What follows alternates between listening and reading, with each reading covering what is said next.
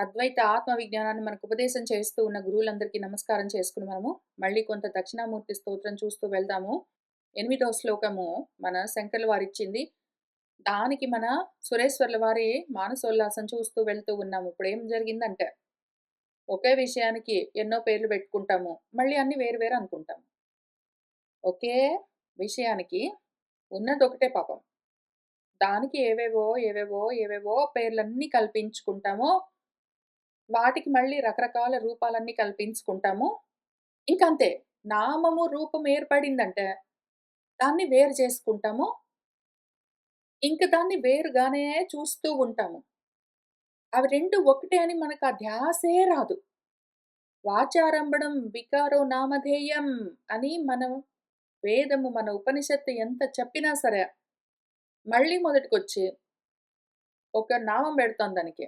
వెంటనే ఒక రూపం తయారు జేస్తాము. ఇంక నామం, రూపం ఉన్నదంటే దాన్ని వేరుగా చేసి ఒక ముక్కలాగా సెపరేట్ చేసి పక్కన పెడతాము. ఉన్నదంతా ఒకటే అని చూడ్డానికి రాదు. అందుకోసం కొన్ని ఎగ్జాంపుల్స్ ఆయనేం చెప్పారు? రాహు అన్నా ఒకటే, శిరస్సు అన్నా ఒకటే. మరి రాహు ఓహో! శిరస్సు అంటాము. ఖమ్ అన్నా అంతే, సుషి అన్నా అంతే. ఖమ్ యొక్క సుషి అంటాము. మమ అన్నా అదే, ఆత్మ అన్నా ఒకటే. మమ యొక్క ఆత్మ అంటాము. ప్రతిమ అన్నా అదే, వపు అన్నా అదే. ప్రతిమ యొక్క వపు అంటాము. ఈ రకంగా ఒకటే దానికి మళ్ళీ ఇంకేంటో ఉందని కనిపెడతాం మనము. ఇట్లా మనము మనల్ని మోసం చేసుకొని, అపకారం చేసుకుంటూ ఉంటాము. ఇందులో పోయిన వారము యాదగిరి గుట్ట అని ఒకటి ఎగ్జాంపుల్ చెప్పినట్టున్నాను. గిరి అన్న, గుట్ట అన్న ఒకటే. గిరి, గుట్ట అంటాము. లేకపోతే సీతమ్మ తల్లి అంటాము. అమ్మ అన్న, తల్లి అన్న ఒకటే. సీత అమ్మ, తల్లి. సీతమ్మ తల్లి. ఎందుకు అంటే మనకి ప్రేమ పొంగిన కొద్దీ ఇంకా పేర్లు పెంచుతూ పోతాం మనం ఇంక దానికి. ఉన్నది ఒకటే అర్థమైతే డేంజర్ అపాయంలాగా పక్కన పిల్లి, బిడారం అని పెట్టుకొని మళ్ళీ ఏం చేస్తాము, మన అజ్ఞానానికి అవి మళ్ళీ వేరే అనుకుంటాము. అనుకుని పిల్లి యొక్క బిడాలము, అమ్మ యొక్క తల్లి ఆ టైప్‌లో చెప్తే ఎంత హాస్యాస్పదంగా ఉంటుందో అని గూడా చూసుకోకుండా మమ ఆత్మ ఖస్య సుషి అని చెప్తాము. ఇట్లాంటి వరుసలోనే ఇంకొక ఎగ్జాంపుల్ చెప్తాను. సీతమ్మ తల్లిలాగా, యాదగిరి గుట్టలాగా మనం ఎట్లా ఒకటే పదానికి ఉన్న అదే అర్థము. అట్లాంటి ఇంకొక శబ్దం పట్టుకొని అది వేరే అనుకుంటాం గదా! ఆ రకంగా ఇంకొక ఎగ్జాంపుల్ చెప్తాను. విచిత్రంగా ఉంటాయి. 1, 2 గాదు. నేనింక ఈ పద్యానికి భావన చేసిన కొద్దీ రోజు మనం వాడుకలో మాట్లాడుకునే మాటల్లో ఎన్ని మాటలు ఈ విధంగా ఒకటే మాట పక్కనే మళ్ళీ వేరే విషయంలాగా చెప్తాం. అవన్నీ కనిపిస్తూ ఉన్నాయి. ఇంకొక ఎగ్జాంపుల్ చూడండి. ఆశ్చర్యము. శ్రీశైలం అంటాము. అది వేరేది. తిరుపతి అంటాము. ఇది వేరేది. తిరుపతి బస్సు వేరేది. శ్రీశైలం బస్సు వేరేది. శ్రీశైలం బస్ ఎక్కితే తిరుపతికి వెళ్ళలేము. తిరుపతి బస్ ఎక్కితే శ్రీశైలానికి వెళ్ళలేము. ఎందుకు? అవి ఆది భౌతికము. ఆది భౌతికంగా నిజంగా బయట నిజంగా ఎక్కడుంటాయి? నిజంగా లేవు. ఆది భౌతికంగా ఏవో ప్రపంచంలో మిథ్యారూపంగా వేరుగా ఉన్నట్టుగా అనిపిస్తాయి. మీరు అటువంటప్పుడు తిరుపతికి వెళ్ళాలి అని అనుకుంటూ శ్రీశైలం అని రాసున్న బస్ ఎక్కారనుకోండి, శ్రీశైలానికి వెళ్తారు, తిరుపతికి వెళ్ళరు. అట్లాంటప్పుడు దానికి సరిపోతుంది. వాచారంభణం, వికారం, నామధేయం ఎక్కడ పనిచేస్తుంది? ప్రపంచంలో నామాలకు, రూపాలకు వేరే గుణాలుంటాయి, కార్యాలుంటాయి, ఏంటో విషయాలుంటాయి. కాబట్టి అక్కడ పనిచేస్తుంది. కానీ ఆధ్యాత్మికంగా చూస్తే రెండూ ఒకటే. ఆధ్యాత్మికంగా చూస్తే రెండూ ఒకటే. శ్రీ అంటే తిరు అని అర్థం. తిరు అన్న పదానికి శ్రీ అని అర్థం. అట్లానే మల అనున్నదనుకోండి. మలము అన్నా, శైలము అన్నా ఒక్కటే అర్థం. శ్రీశైలము అన్నా, తిరుమల అన్నా ఒక్కటే అర్థము. మనమేం చేస్తాము? శ్రీశైలం వేరు, తిరుమల వేరు అనుకుంటాము. ఎందుకు? ఓన్లీ ప్రాపంచికంగా ఆలోచిస్తాము. ఎప్పుడైతే మన దృష్టి ఓన్లీ శబ్దాల పైన మాత్రమే ఉన్నది అంటే, అది ఓన్లీ ఆది భౌతికంగా మాత్రమే అన్వయిస్తూ ఉంటుంది. అక్కడక్కడే తిరుగుతుంటుంది. వాటిని కలపలేదింకా. ఎందుకంటే ప్రపంచంలో దేని నామం దాంది, దేని రూపం దాంది, దేని విషయం దాంది గాబట్టి వేరే పదార్థాలవి. అక్కడ అది అట్లనే పనిచేస్తుంది. కానీ ఆత్మ దగ్గరికొచ్చేసరికి అది పని చెయ్యదు. శ్రీశైలం అన్నా, తిరుమల అన్నా ఒక్కటే అర్థము. వేరే అర్థం లేనే లేదు దానికి. అయితే మరి మనం ఎందుకు ఆగి ఆలోచించమంటే, ఆలోచించే అలవాటు మన మనసుకి మనం నేర్పించాలి. 2 విధాలుగా ఇటువంటి అభ్యాసం కలుగుతుంది. ఒకటి మనం ప్రయత్నపూర్వకంగా అలవాటైపోయిన వాటిని అలవాటుగానే యాక్సెప్ట్ చేసుకుంటూ వెళ్ళిపోకుండా, ఆగి ఆలోచించడం మనసుకి ప్రాక్టీస్ చేశామనుకోండి. శ్రీశైలం అంటే ఏమి? తిరుమల అంటే ఏమి? అసలా పదాలకు అర్థమేమి? అని చూసామనుకోండి, వేరు లేదు ఒకటే అని తెలుస్తుంది. ఆలోచన లేదనుకోండి, ఓన్లీ శబ్దం మాత్రమే ఉంటే శ్రీశైలం శబ్దం వేరు, తిరుమల శబ్దం వేరు గాబట్టి, ఆ శబ్దం, ఈ శబ్దం వేరు అనుకుంటాము. ఆ 2 వేరే వేరే విషయాలనుకుంటాం. వేరే తత్వాలనుకుంటాం. కాదు గదా! టెక్నికల్లీ ఆ 2 ఒకటే. అర్థపరంగా 2 ఒకటే. శబ్దపరంగా వేరయ్యుండొచ్చు. ఒకవేళ మనం ఇంత దూరం వచ్చామనుకోండి, ఇంతవరకు అభ్యాసం చేయగలిగితే, శబ్దపరంగా వాచారంభణం, వికారో, నామధేయం అయినా సరే, అర్థపరంగా అది మాత్రమే సత్యం, మృత్తిక ఇతి ఏవ సత్యం అని మనకు తెలుస్తూ ఉన్నదనుకోండి, మన చాందోగ్యం చెప్పినట్టు. ఇంకా అప్పుడు ఎట్లా ఉంటుంది పరిస్థితి?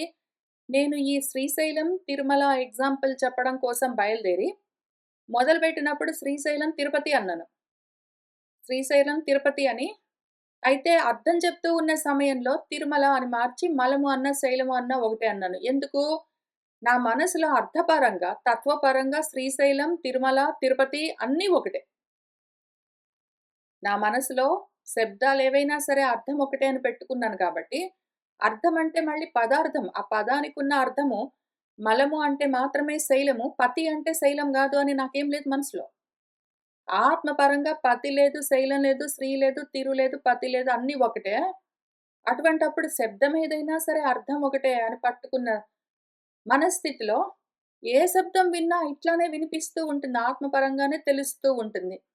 అక్కడికి రావడము ఎప్పుడు కలుగుతుంది అంటే, ఎప్పుడైతే ప్రతి పదానికి అర్థం మనము తెలుసుకోవడం మొదలుపెట్టినప్పుడు. ఇంక ఏ పదం వదిలిపెట్టకుండా ఇనీషియలీ ప్రతి పదానికి అర్థం తెలుసుకుంటూ పోతే శ్రీశైలం, తిరుమల 2 ఒకటే అని తెలుస్తుంది. ఆ తర్వాత ప్రతి పదానికి సెపరేట్ అర్థం గాదు. ఏ పదమైనా సరే అర్థం ఒక్కటే. శ్రీశైలం లేదు, తిరుపతి లేదు, తిరుమల లేదు, యాదగిరిగుట్ట లేదు. మొత్తం అన్నీ. ఇప్పుడు యాదగిరిగుట్ట వేరైపోయిందేంటి? మొత్తం అంతా ఒక్కటే. అర్థం ఒక్కటి. పరమార్థం, పరమ అర్థం ఒకటి. పదార్థం ప్రాబబ్లీ కొన్నిటికి ఒకటే ఉండొచ్చు. కొన్నిటికి వేరుగా ఉండిండొచ్చు. పదాలు మాత్రం వేరు వేరుగా ఉంటాయి. వేరు వేరుగా ఉన్న పదాల్లో నుంచి పదార్థం ఒక్కటే అని గ్రహించడం. రకరకాల పదార్థాలుగా తెలుస్తున్న వాటిలో నుంచి పరమార్థం ఒక్కటే అని గ్రహించడం. అని ఇంత జాగ్రత్తగా వెళ్ళాలి అంటే చాలా ప్రయత్నం చేయాలి. దానికి చాలా అభ్యాసం ఉండాలి. ఆటోమేటిక్‌గా రాదు. సరే ఇది ఒక ప్రాక్టీస్. బాగా అలవాటైపోయాయి. వాడిని అట్లనే వినడం తెలిసింది. ప్రపంచంగానే చూస్తాము. ఓన్లీ ప్రపంచ పరంగానే పట్టుకుంటామంటే మాత్రం ఈ సైకిల్‌లో నుంచి, ఈ వలయంలో నుంచి బయటపడడం కష్టమవుతుంది. రెండో ఆప్షన్ ఏమి అంటే, కొత్తగా వింటున్నామనుకోండి, అప్పుడు అంటే ఏంటి అని క్వెషనొస్తుంది. కొత్తగా వింటుంటే అంటే ఏంటి అని క్వెషనొస్తుంది. చాలా మటుకు మనకు ప్రాబ్లమ్ ఏంటంటే, కొత్తగా వినడానికి అవకాశం లేకుండా, ఆత్మానాత్మల గురించి ధర్మాలు, కర్మలు, ప్రారబ్ధాలు, విహితాలు, నిషిద్ధాలు, విధులు అని ఈ పదాలన్నీ మనము విని మోక్షము, నిశ్రేయసము అని రకరకాలుగా ఎన్నో సార్లు వందల కొద్దీ సార్లు మనము ఈ మాటలు విని ఉన్నాము గాబట్టి కొత్తగా మళ్ళీ వాటిని వినేందుకు ఆస్కారం చాలా తక్కువ మనకి. దానివల్ల ఏమవుతుంది? అంటే ఏంటి అని క్వెషన్ రాదు. తెలిసిన పదం గాబట్టి, నేను శ్రీశైలం అనగానే పలాని ఊరు. నేను తిరుపతో, తిరుమల అనగానే పలాని ఊరు. యాదగిరిగుట్ట అనగానే పలాని ఊరు. మనసుకి తోస్తుంటుంది. మనసు ఇంక అదే పట్టుకుంటుంది. ఆ శబ్దం పట్టుకుంటుంది. ఆ వికారాన్ని పట్టుకుంటుంది. ఆ వికారానికి సంబంధించిన అర్థం ఏదున్నదో దాన్ని వదిలిపెడుతుంది. ఆ వికారానికున్న అర్థమే తెలియట్లేదంటే పరమార్థం అసలు అవికారమైన పరమార్థం అసలు తెలీదు. కాబట్టి రెండో ఆప్షన్ మనకు పనిచేయడం చాలా తక్కువ. రెండో ఆప్షన్ పనిచేయడం తక్కువ. మనం అన్ని మాటలు విని, విని, విని, విని ఉన్నాం కాబట్టి. మూడో ఆప్షన్ ఒకటుంది. కొన్ని పదాలు నిజంగా వినం పాపం. ఏదో ధర్మమో, కర్మనో, మోక్షమో ఇట్లాంటివేవైనా బాగా ప్రచారంలో ఉన్న పదాలు విని, విని, విని ఉన్నాము. వాటి అర్థమేంటో పట్టించుకోము. కొన్ని పదాలు ఒక్కొక్కసారి మనము కొత్తగా విన్నా గూడా అర్థమేంటి అని ఆలోచించము. కొన్ని పదాలు కొత్తగా విన్నా గూడా అర్థమేంటని ఆలోచించినా గూడా అర్థం అవ్వడానికి కష్టమైన కాన్సెప్ట్స్ ఉంటాయి. అధ్యాస చేసుకున్నావు నువ్వు. నీ మీద నువ్వే అనాత్మలను అధ్యాస చేసుకున్నావు. ఇదంతా గూడా ఆరోపితమై ఉన్నది. నువ్వు ఇందులో నుంచి బయటపడాలి అంటే ప్రత్యభిజ్ఞ కావాలి అని ఇట్లాంటివి చెప్పారనుకోండి. ఇంకా తలకాయ నొప్పొస్తుంది. తెలియకపోయినవి పోగా తెలుసుకుందామని కూర్చుంటే ఈ కాన్సెప్ట్స్ ఇంకా కష్టమవుతుంది. ఎందుకంటే ఓన్లీ పదాలు ఉత్త శబ్దం తెలుసుకొని ఏం లాభం? దాని అర్థం తెలీదు గదా మళ్ళీ. అధ్యాస, అధ్యారోపము, ప్రత్యభిజ్ఞ ఇట్లాంటివన్నీ పేర్లు పెట్టగానే అర్థం తెలీదు. ఉత్త శబ్దాలుంటే అర్థం తెలీదు. కాన్సెప్ట్ కష్టంగుంటుంది. ఉత్త శబ్దాలకి మనం ఏదో ఒకటి రూపం భావన చేస్తే అర్థం ఆలోచన గూడా చెయ్యము. కొన్ని అసలు కొత్తగా వినడానికి ఆస్కారం గూడా లేకుండా ఉంటుంది. ఇన్ని రకాల అనర్థాలను పెట్టుకొని మనము పరమార్థాన్ని పట్టుకోవడానికి ట్రై చేస్తున్నాము. నా కూతురు కూడా కర్మ, మోక్షము, జ్ఞానము ఇట్లాంటి మాటలు వింటూనే ఉంటుంది మరి. అయితే కానీ అది అప్పుడప్పుడు అడుగుతుంది. అది గూడా శ్రీశైలం, తిరుపతి, తిరుమల ఇట్లాంటి మాటలు అది గూడా వింటూ పెరిగింది మరి. దానికి గూడా ఇవి బాగా తెలిసిన మాటలు. కానీ అయినా గూడా అంటే ఏంటని అడుగుతుందది. అది మామూలుగా సినిమాలేమైనా చూస్తూ ఉన్నా, సినిమా పాటలు వింటూ ఉన్నా నాకెందుకు గుర్తొచ్చిందంటే ఈ శ్రీశైలము, అదే 'హండ్రెడ్ పర్సెంట్ లవ్' సినిమాలో మన అక్కినేని గారు అంటే వాళ్ళ మనవడు గారు, ఇంకా అమ్మాయి వాళ్ళేంటో యాక్షన్ చేస్తుంటారు. అందులో ఒక పాటుంది. 'తిరు తిరు గణనాథ' అని. ఆ పాట అదేంటో నేర్చుకుంటుంది. కార్‌లో వెళ్తూ వస్తూ దానికి చాలా లాంగ్ డ్రైవ్ ఉంటుంది. అయితే ఒకసారి నేను దాంతో పాటు కార్‌లో ఎటో వెళ్తుంటే ఆ పాట పెట్టి ఆపేసింది. ఆపి "అమ్మా తిరు అంటే అర్థం ఏంటి?" అని అడిగింది. ఎందుకంటే తిరు తిరు తిరు గణనాథ అని ఉంటుంది. దానికి గణనాథ వరకు తెలిసింది గానీ, తిరు అంటే అర్థం కాలేదు. తిరు అంటే ఏంటని అడిగింది. అమ్మ నాకెంత ఆనందం అనిపించిందంటే, అది అయ్యుండొచ్చులే అనుకోవచ్చు. అయ్యుండొచ్చులేనో ఏదో ఒకటి అయ్యుండొచ్చు. లేదా ఏదో ఒక వాచారమ్మడం, వికారం, నామధేయం అయితే ఏంటిక్కడ తిరు అని నేర్చుకొని కూర్చోవచ్చు. కానీ అంటే ఏంటి అని అడిగింది. తిరు అంటే శ్రీ అని చెప్పా నేను దానికి. శ్రీ గణనాథ, శ్రీ గణనాథ అన్న, తిరుగణనాథ అన్న ఒకటే విషయం. కానీ ఏంటంటే, అంటే ఏంటి అని అడగడము, ఆ లక్షణము మన మనసుకి మనమే నేర్పించాలి. ఎవరు నేర్పిస్తారది? మనం గాకపోతే దానికి. కాబట్టి ఒకవేళ ఎప్పుడైతే అట్లా అర్థాలు చూడడము అలవాటుగా మారిందో, అప్పుడు ఇటువంటి అనర్థాలుండవు. మనకు ఈ అనర్థము ఎటువంటి అనర్థము ప్రతిది పృథక్ వేరుగానే చూస్తూ ఉంటాం. అవన్నీ అట్లనే గోచరిస్తూ ఉంటాయి మనకి.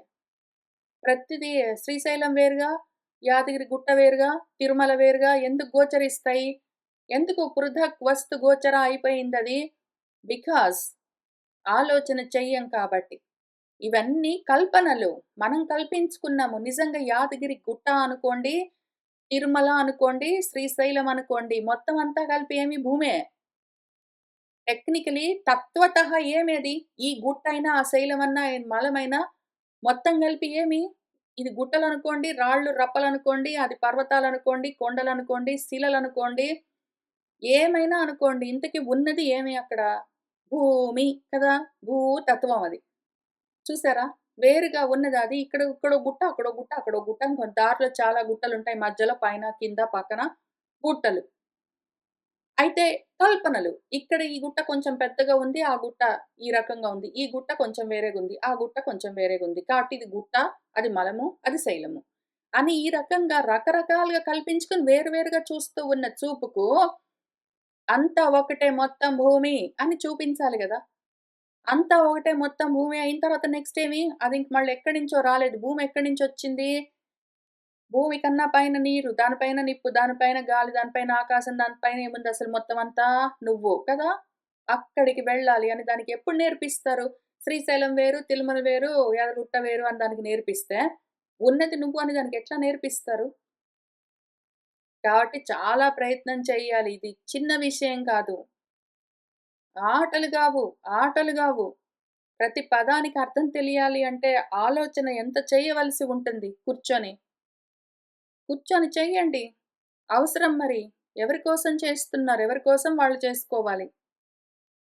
ఇంకా దీన్నింక కొంచెం ఎక్స్‌పాండ్ చేద్దాం గుట్టలు. ఈ గుట్టలు చూసాం గదా! గుట్టలు, శైలలు, మలాలు అన్నీ కలిపి ఒకటే అన్నీ గుట్టలు. చూసాం గదా! ఈ గుట్టలు. ఇట్లాంటి గుట్టలు ఇంకా చాలా ఉంటాయి. ఇంకా చాలా చాలా గుట్టలన్నీ పెట్టుకొని కూర్చుంటాము. ఇంక కొన్ని గుట్టలు చూపిస్తాను. ఇదిగో ఈ గుట్ట చూసావా? ఈ రాశీభూతమైన మట్టి.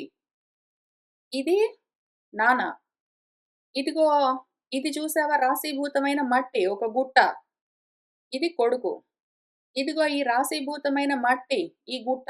ఇది చూసావా మనవడు అని చూస్తాము. ఇన్నున్నాయా వేరు వేరు గుట్టలు అంత మట్టెంత పోగేస్తే ఒక రూపమైతుంది. మట్టెంత పోగేస్తే ఒక రూపమైతుంది. ఇంకా మళ్ళీ ఇంకా కొంచెం మట్టి పోగేస్తే ఒక రూపమైతుంది. వాచారంభణం వికారో నామధేయం మృత్తికా ఇతి ఏవ సత్యం. ఆ దేహాలన్నీ ఏమి? మట్టి ముద్దలు, మృత్తు పిండాలు.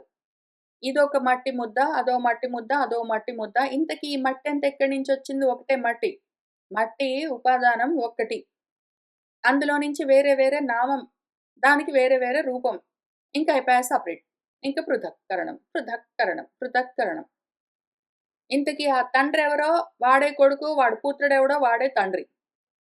ఈ మట్టేంటో ఆ మట్టి అదే. కుండ అదే, కూజ అంతే. వేరేదేంటి? కుండగా ఇది కుండండి, అది చెంబండి, ఇది కూజ అండి, అది చిప్ప అండి అనుకో. నీ ఇష్టం వచ్చినట్టు అనుకో గానీ మొత్తం అంతా మట్టి అని చెప్పామనుకోండి. ఇంకా మనసు ఇంకో రకంగా ఆలోచన మొదలుపెడుతుంది. దీనికెందుకంటే మనసుకి ఆది భౌతికంగా అర్థం చేసుకోవడం చాలా సులువు. ప్రపంచంలోకెళ్ళిపోవడం చాలా సులువు దానికి. అందుకే అదేం చేస్తుంది, ఇక్కడ చెప్తున్న విషయం ఎట్లా ఉంటుందో దానిష్టం వచ్చినట్టు పట్టుకుంటుంది. అయథావత్తుగా, వ్యతిరేకంగా పట్టుకుంటుంటుంది. ఈ అయథావత్తుగా, వ్యతిరేకంగా పట్టుకోవడం అన్న బుద్ధి ఏదున్నదో ఆ లక్షణము ఏ గుణానికి సంబంధించిందో అని మళ్ళీ మనకు భగవద్గీతలో చెప్తారు. మనము గుణాల గురించి విచారణ చేస్తూ ఉన్నాం గాబట్టి అందులో చూసుకుందాము. కొన్ని గుణాలుంటాయి. రజో గుణానికి, తమో గుణానికి అయథావత్తుగానో, విపరీతంగానో పట్టుకునే లక్షణం ఉంటుంది. యదార్థంగా పట్టుకునేది సత్వగుణం. అది వేరే విషయం. ఇప్పుడు ఇక్కడ చెప్తూ ఉన్న విషయం ఏమి ఇదొక మట్టి ముద్ద చూసావా? తండ్రి అని ఒక మట్టి ముద్ద. అదిగో కొడుకు అని ఒక మట్టి ముద్ద. అదిగో మనవడు అని ఒక మట్టి ముద్ద. చూసావు గదా! ఈ మొత్తం ఎన్ని ముద్దలు చూసినా సరే ఉన్నదంతా మట్టి తెలుస్తున్నదా? అని గదా చెప్పారిక్కడ. ఇప్పుడు తండ్రేదనుకుంటున్నావో కొడుకదే. కొడుకేదనుకుంటున్నావో తండ్రిదే. ఏకః ఏవ హి 2 ఒకటే. అయితే శబ్దమాత్రతః తండ్రి, పుత్రుడు, నాన్న, కొడుకు అనగానే ఆ శబ్దం ఉండడం చేత నానాకంగా, అనేకంగా కల్పించబడ్డట్టుగా ఉంటుంది. నామం ఉన్నదంటే, శబ్దం ఉన్నదంటే ఆ పదానికి ఏదో పదార్థం ఉంటుంది. నాన్న అన్న పదం ఉన్నదనుకో, దాని వెనకాల ఒక పదార్థం ఉంటుంది. ఒక నాన్న అన్న పదార్థం. కొడుకు అన్న పదం ఉన్నదనుకో, దాని వెనకాల కొడుకు అన్న పదార్థం ఉంటుంది. ఇంతకీ ఈ పదార్థాలు ముఖ్యం గావు. అసలు పరమార్థం మట్టి.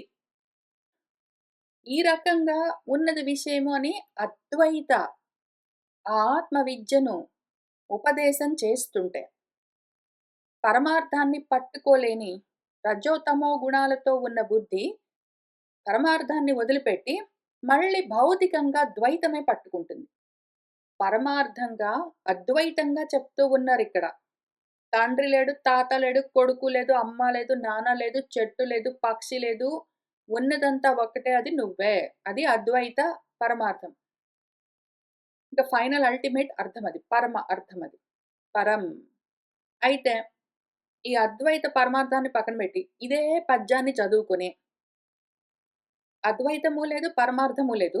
మనకు ద్వైతము, పదార్థము ఇంత మాత్రమే గాబట్టి మనమేం చేస్తాము? దీన్ని అర్థం ఎట్లా చేసుకోవచ్చు? ఒకవేళ అటువంటి ద్వైత బుద్ధి ఉంటే, అసలు ఆ తండ్రే మళ్ళీ పుత్రుడి రూపంలో వస్తాడండి అని భౌతికంగా బాడీస్ చూస్తారు. ఆ తండ్రే మళ్ళీ తానే కొడుకు రూపంలో వస్తాటండి అని చూస్తారు. ఇంక దాంతో ఆ కొడుక్కి, వాళ్ళ నాన్నకి కనెక్షన్ డైరెక్ట్ లింక్ ఏంటో ఉన్నట్టు మాట్లాడతారు. మళ్ళీ ఆ తండ్రి పక్కన ఇంకొక ఎవరో తండ్రికి కొడుకు ఉన్నాడనుకోండి. ఈ తండ్రికి ఆ పక్కన తండ్రి కొడుక్కి కనెక్షన్ లేదు. ఇక్కడ చెప్తున్నది అది గాదు. ఓన్లీ ఏ తండ్రి వల్ల ఏ పుత్రుడు కలిగాడో వాళ్ళిద్దరికే ఆ కనెక్షన్ ఉంది. అదే తండ్రి, అదే కొడుకని గాదు ఇక్కడ చెప్తున్నది. ఏ తండ్రైనా సరే, ఏ కొడుకైనా సరే, ఏ అమ్మాయినా సరే, ఏ నాన్నైనా సరే, ప్రతిదంతా మృత్యుపిండాలు అంతా మట్టి అని చెప్తున్నారు. దాన్ని పక్కన బెట్టి, ఓన్లీ భౌతికంగా ఈ తండ్రికి ఈ కొడుకు, ఆ తండ్రికి ఆ కొడుకు అని మాత్రమే కనెక్షన్స్ చూసి, ఈ తండ్రే మళ్ళీ తనే తన పుత్రుడిగా వచ్చాడు. అంటే పక్కన వాడి పుత్రుడిగా రాలేదా? ఆత్మ పరంగా వచ్చిందంతా ఒకటే. ఆ ఒక్క ఆత్మే ఇన్ని రకాలుగా వచ్చింది. కానీ అక్కడికి వెళ్ళదు మనసు. ఓన్లీ ఇంతవరకే చూస్తుంది. ఓన్లీ ఆ తండ్రి, ఆ కొడుకు అంత మాత్రమే చూస్తుంది. అయితే దీన్నెట్లా ఐడెంటిఫై చేయాలి? అది ద్వైతమని ఎట్లా ఐడెంటిఫై చేయాలి మనము? చెప్తున్నది అదే గదా ఇక్కడ. పుత్రః యః పుత్రః పితరం ప్రతి వాడే. అట్లానే పితైవ సహ పుత్రం ప్రతి అని చెప్పారు గదా! దీన్ని అద్వైతమని లేతే ద్వైతమని ఎట్లా ఐడెంటిఫై చేస్తామంటే, వీడేది తండ్రనుకుంటున్నావో, వీడేది కొడుకనుకుంటున్నావో, ఇద్దరు ఒకటే అని చెప్పినప్పుడు, ఆ తండ్రి నుంచి వచ్చిన ఈ కొడుకు అనక్కడ అంత దూరము ఎక్స్‌ప్లనేషన్ లేదు. ఏ తండ్రైనా సరే, ఏ కొడుకైనా సరే, ఏ తాతైనా సరే అంతా ఒకటే. అని దాన్ని అట్లా అర్థం చేసుకుంటే అది అద్వైతం. అయితే ఆ తండ్రి నుంచి మాత్రమే వచ్చిన ఈ కొడుకు గారు మాత్రమే. అంటే అది ద్వైతం ఆల్రెడీ. ఎందుకంటే పక్కన సెట్ వేరే మళ్ళీ. పక్కన సెట్ ఆ తండ్రి, వాడి కొడుకు వేరే సెట్. ఆ రకంగా ఉన్నాయనుకోండి ఆల్రెడీ ద్వైతం. ఇంకొక విధంగా దీన్ని ద్వైతం అని ఎట్లా ఐడెంటిఫై చేస్తామంటే గౌణంగా చూస్తారు. అసలా తండ్రే కొడుకు రూపంలో తిరిగి జన్మించాడు అని చెప్తూ ఉన్న సందర్భంలోనే, నిజంగా ఆ తండ్రే ఈ కొడుకా? 2 వేరే బాడీస్. ఆ తండ్రి వేరు, ఈ కొడుకు వేరు. అయితే ఆ తండ్రే ఈ కొడుకంతటి వాడు. లేతే కొడుకే తండ్రంతటి వాడు అని చెప్తారు. గౌణంగా చెప్తారు. ఎట్లా అంటే, నేను చెప్పినా, మా ఆవిడ చెప్పినా ఒకటేనండి. మేమిద్దరం ఒకటే అని చెప్తారు. నేను, మా ఆవిడ ఒకటేనండి. నేనేదైనా చెప్పానంటే మా ఆవిడ చెప్పినట్టే. మా ఇద్దరికీ అభేదం. మేమిద్దరము ఒక్కటే అని చెప్తారు. అని చెప్తూ ఉన్న సమయంలో గూడా నేను వేరు, నా భార్య వేరు అన్న ఆలోచన వదిలిపెట్టకుండానే నేను, మా ఆవిడ ఇద్దరం ఒకటేనండి అని చెప్తారు. లేదా నేను, నా కొడుకు ఇద్దరము ఒకటేనండి. మా ఇద్దరిది ఒక్కటే హృదయము. నేనేదైనా అన్నానంటే ఇంక నా కొడుకు కూడా అదే అన్నట్టే. లేతే నా కొడుకు ఏదైనా అన్నాడంటే నేనన్నట్టే. ఎందుకంటే మా ఇద్దరికి అభేదమండి అని చెప్పారనుకోండి. నిజంగా అంత అభేదము, అంత అద్వయం పాటిస్తున్నారా? లేదు గదా! నేను వేరు, నా కొడుకు వేరు అని క్లియర్‌గా తెలుస్తూనే ఉంటుంది. అదే థాట్ తనొదిలిపెట్టకుండానే కానీ మాత్రము నేను, వాడు ఒకటేనండి అని చెప్తారు. లేదా అదిగో నా దగ్గర పనిచేసేవాడండి. మా వాడు చాలా ఆప్తుడండి. వాడిని నేను చాలా నమ్ముతాను. చాలా విశ్వాసపాత్రుడు. వాడేదైనా చెప్పాడంటే నేను చెప్పినట్టేనండి. నాకు వాడికి తేడా లేదు అని ఒకాయన చెప్పాడనుకోండి. ఆయన దగ్గర పనిచేసేవాడి గురించి. అయినా కూడా వాడు, నేను అన్న భేదం చూడకుండా నిజంగా అద్వైతంలో చెప్తున్నారా? భేదం చూస్తూనే వాడు, నేను వేరు అని తెలుస్తూనే ఉంటుంది. మాట మాత్రంగా మాత్రం ఆయన చెప్పినా, నేను చెప్పినా ఒకటేనండి. మా ఇద్దరికీ భేదం లేదు అని జెప్తారు. ఆ రకంగా ఉండే భేదాలు అన్నీ మళ్ళీ శబ్దమాత్రమైన ఓన్లీ మాట మాత్రమైన భేదాలు. ఇక్కడ మాట మాత్రమైన భేదాలు. ఆ తండ్రే ఈ పుత్రుడిగా వచ్చాడండి అని మాట మాత్రంగా చెప్తూ టెక్నికలీ వాళ్ళిద్దరు 2 వేరే బాడీస్ అని అనుకుంటూ ఉన్నారు అంటే, అటువంటి భేదాల గురించి, అటువంటి అభేదాల గురించి ఇక్కడ మనం డిస్కస్ చెయ్యట్లేదు. ఇక్కడ యాక్చువల్ పరమార్థం. ఆ తండ్రి లేడు, ఈ కొడుకు లేదు, వాళ్ళ నాన్న లేదు, వాళ్ళ అమ్మ లేదు, వాళ్ళ కుర్చీ లేదు, గోడ లేదు, పిల్లి లేదు అన్నీ ఒక్కటే. ప్రతిది శబ్దమాత్రంగా తయారైన రూపాలు వాచారంభణం వికారో నామధేయం. మొత్తమంతా మృత్పిండాలు. ఏ గుట్టలైనా అవే గుట్టలు. అన్ని గుట్టలు, గుట్టలు, గుట్టలు, గుట్టలుంటాయి. కొన్ని గుట్టలు కదులుతుంటాయి. కొన్ని గుట్టలు కదలవు. కానీ మట్టి మాత్రం ఆ ఉపాదాన కారణం మాత్రం ఒక్కటే అయి ఉన్నది. అది పరమార్థం అని పట్టుకోగలగాలి. అట్లానే ఇదిగో వీడు ఉపాస్య దైవం. ఇప్పుడు ఇంకా ఆది భౌతికాలు అయ్యాయి గదా! ఆది దైవికాలు గూడా చూద్దాం పట్టండి. వీడు ఉపాస్య దైవం. వీడు ఉపాసకుడు అని ఉపాస్య, ఉపాసకుడుగా చూడ్డం కూడా ఉంటుంది. అయితే మళ్ళీ అందులో గూడా గౌణంగా పట్టుకుంటాము. నేను నన్ను రాముడిగానే భావించుకుంటూ అట్లానే ప్రవర్తించడానికి ప్రయత్నం చేస్తాను అన్నాడనుకోండి. నిజంగా వాడు, రాముడు ఒకటైపోయారా? కాదు. నాకు రాముడు ఉపాస్య దైవము.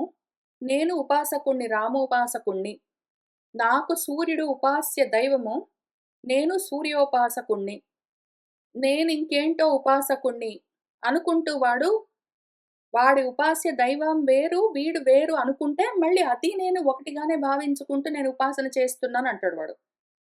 ఆ రకంగా ఉపాస్యము, ఉపాసకుడని 2 లేవు. ఆది దైవికము, ఆధ్యాత్మికము మళ్ళీ 2 కాదు. ఇక్కడేం చూసాము? 2 భౌతికాలు చూసాము. ఇక్కడ నేను అని ఆది భౌతికము, నా బాడీ, ఉపాసకుడు. లేదా నేను అని నా బాడీ సంబంధం లేదు గానీ, నేను ఉపాసకుడిని ఆధ్యాత్మికము. ఉపాస్యము ఆది దైవికము అని మళ్ళీ వేరు లేవు.